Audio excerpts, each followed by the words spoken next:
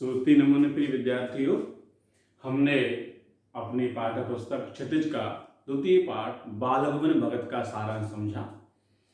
पाठ को और अच्छी तरह से समझने के लिए हमने कुछ अभ्यास प्रश्न आपके लिए तैयार किए हैं, जिनका उत्तर आपको अपनी अभ्यास पुस्तिका में लिखना है।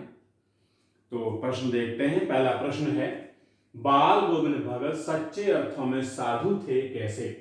हमें बताना है कि बाल गोविंद भगत साधु कैसे कहे जा सकते जब उनका परिवार था, खेती बाड़ी भी किया करते थे।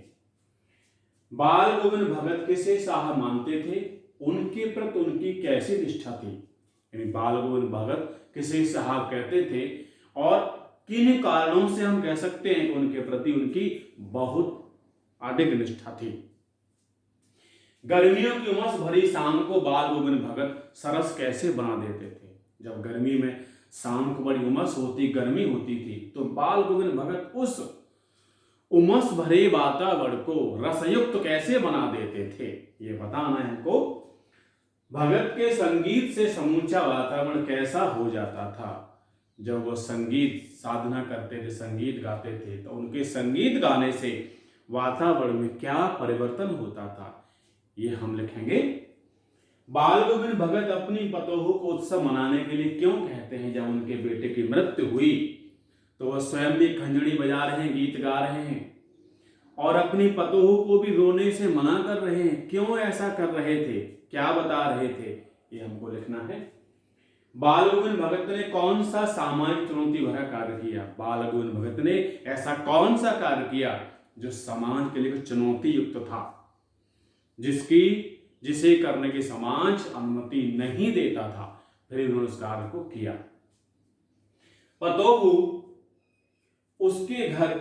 को उसके घर भेजने के लिए बाल गोविंद भगत की अंतिम दलील क्या थी? जब पतोहू घर जाने के लिए मना कर रही थी तो बाल गोविंद भगत ने क्या कहकर पतोहू को अपने यहां से अपने भाई के साथ जाने के लिए विवश कर दिया, ये बताएंगे आप सब। भगत गंगा स्नान की यात्रा कैसे करते थे? बाल गोविंद भगत गंगा स्नान करने जाते थे, प्रतिवर्ष जाया करते थे। गंगा जी उनके घर से बहुत दूर थी, 30-40 मील दूर थी और वह पैदल ही जाते थे। तो उनकी वह यात्रा किस तरह संपन्न होती थी, क्या क्या करते थे, वो सब हमें इस प्रश्न के उत्तर में लिखना है।